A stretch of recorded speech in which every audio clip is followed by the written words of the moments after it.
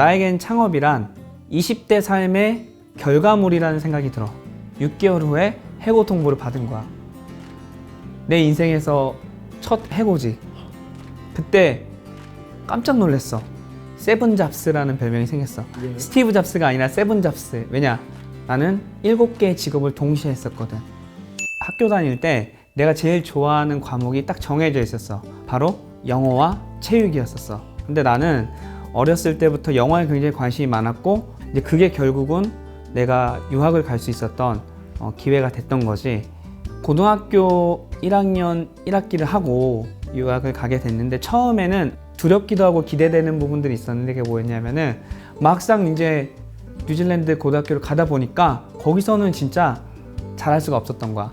내가 우물안 개구리였던 걸 확실하게 느낀 거지. 그 이제 로컬을 적응하는 데 있어서 첫 번째 딱 이제 충격이 왔던 거지. 근데 이제 점차 이제 거기 적응을 하면서 외국인 친구들도 많이 사귀게 되고, 또 특히 내가 운동을 좋아했기 때문에 학교에서 이제 그 외국인 친구들하고 운동을 같이 했던 게 내가 그 외국 생활에 빨리 적응할 수 있었던 그런 순간이었던 것 같아. 그런 이제 뉴질랜드 생활을 약 한 4년 이상 이제 학교를 하고 고등학교를 졸업을 했어.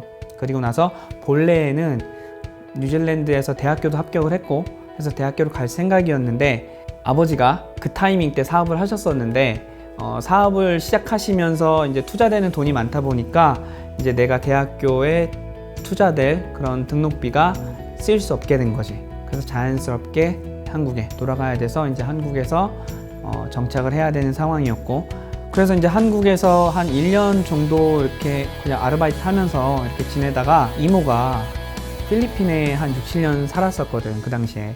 그래서 이제 잠시 들어오셨을 때 같이 가지 않겠냐, 필리핀에. 그래서 나는 당연히 흔쾌히 받아들였고, 이제 1년 동안의 한 아르바이트 그 금액을 갖고 이제 필리핀에 가게 된 거야. 그래서 필리핀에서 이제 처음에는 직장을 선택을 했던 거지. 처음 필리핀에 가서 했던 첫 6개월은 콜센터에서 일을 했어. 인텔 콜센터.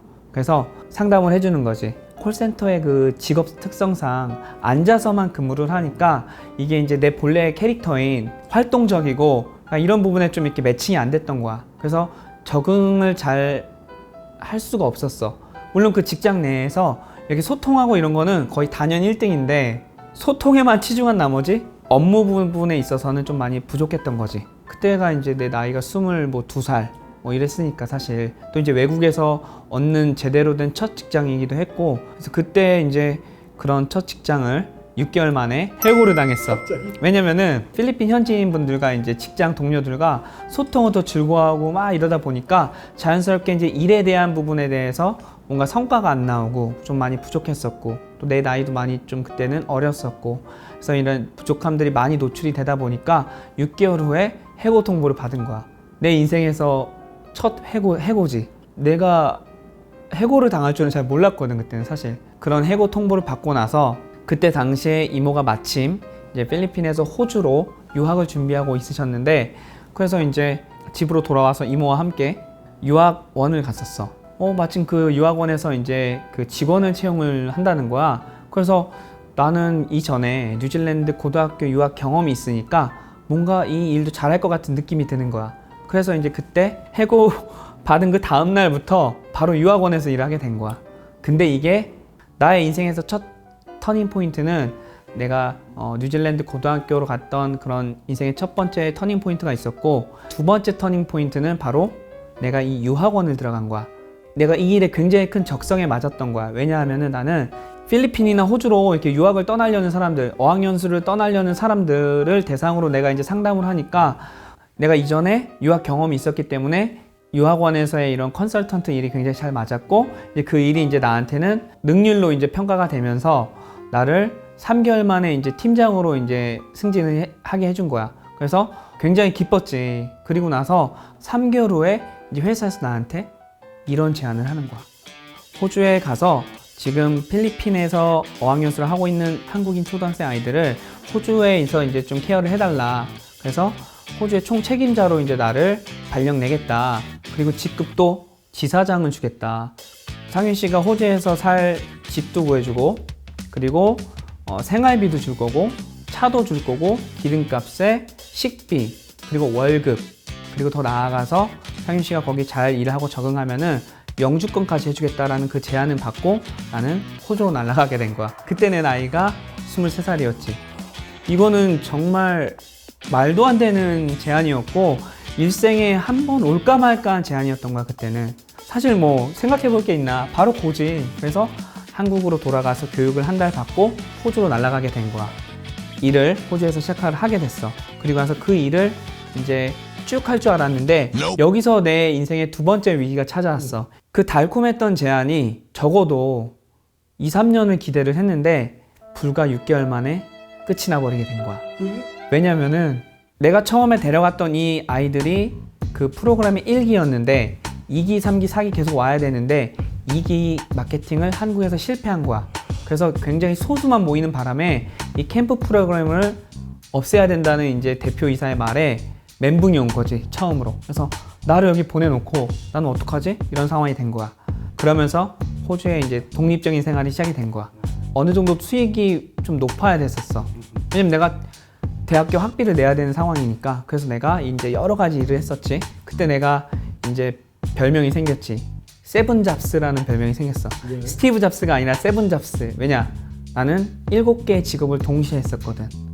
크레딧 카드 세일즈 회사를 다녔었거든. 돌아다니면서 그 카드 세일즈를 하고, 그리고 이제 대학교도 다녔었고, 영어 과외도 했었고, 새벽 청소도 했었고, 주말에는 맥도날드 편의점 알바도 했었고, 한인 잡지사에 내가 칼럼니스트로 이제 또 활동을 했었어.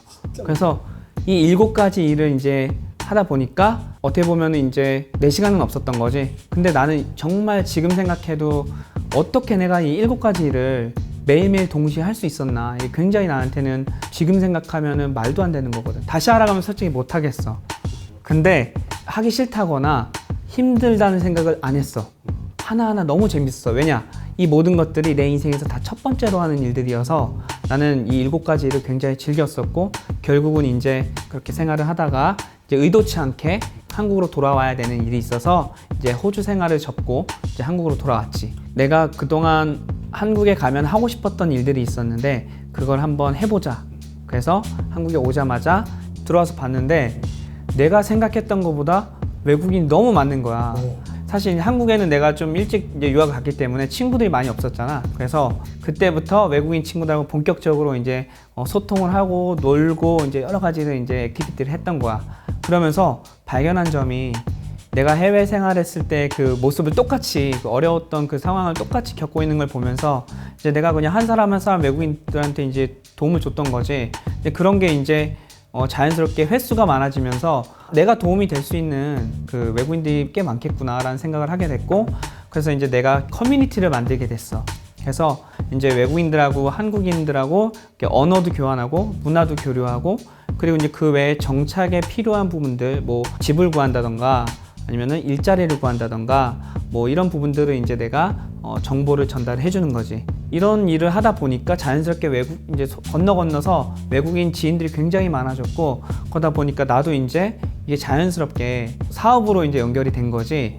내가 의도치 않았는데 내가 외국인 지인이 많으니까 KBS, 뭐 아리랑 TV, 뭐 이런 공중파나 이런 데서 PD분들, 작가분들이 이제 갑자기 전화가 와서 이제 혹시 이런 외국인들이 있냐 소개 좀 해달라. 그런 거 이제 한 건 한 건 진행하다 보니까 이제 자연스럽게 에이전시 역할도 하게 됐었고, 나도 이 외국인 친구들을 좀 도움을 줘야겠다. 우리나라에 와서 이렇게 열심히 살고 있는데, 그래서 이제 이 일을 꾸준하게 달려온 지가 벌써 8년이 된 것 같아. 그렇게 코리너즈라는 단체를 오랫동안 운영을 했고, 자연스럽게 우리 한국에 온 외국인들 뿐만이 아니라 한국에서 이제 한국인분들과 결혼을 한 다문화 가정에도 이제 자연스럽게 연결이 되면서 내가 이제 어떤 일을 좀 공유할 수 있을까라는 고민에 빠졌었고, 그래서 이제 다문화 회의가 열린다거나 세미나, 미팅, 진짜 뭐 발견만 하면 다 참석을 했었어. 이제 그 다문화 산업에 대한 눈이 커졌고, 이제 이런 부분들이 나아가서는 내 사업 아이템이 됐던 거지. 그래서 내가 2019년도에 처음으로 그 예비 창업 패키지라고 중소기업 벤처부와 창업진흥원이 이제 정부 지원 사업에 약 7년 동안 그려왔던 그런 그림들을 이제 이룰 수 있는 그런 지원금을 받게 된 거야. 이제 나는 내가 하고 싶었던 그림을 그릴 수 있었고, 이제 이 그림을 통해서 많은 외국인들과 다문화 가정분들이 이제 도움을 받을 수 있는 그런 플랫폼을 내가 이제 만들게 된 거지.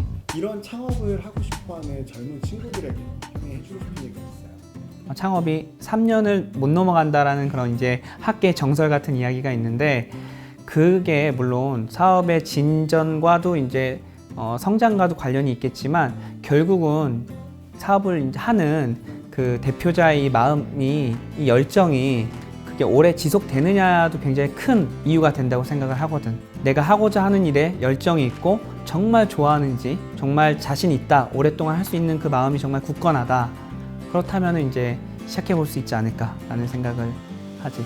나에겐 창업이란 20대 삶의 결과물이라는 생각이 들어. 정말 그 10년 동안의 그 다양한 경험들, 뉴질랜드, 필리핀, 호주, 이렇게 이제 다양한 국가에서 내가 생활을 하면서 얻었던 노하우와 경험들이 축적이 되면서 한국에서의 경험을 더해 이제 결국은 내가 30대에 창업을 하게 됐는데, 그 경험들이 정말 나한테 좋은 밑거름이 돼서 창업을 잘 시작을 할 수 있었던 것 같아. 어렸을 때 한국을 떠났다 보니까 진정한 한국의 매력을 잘 모르고 갔었던 것 같아.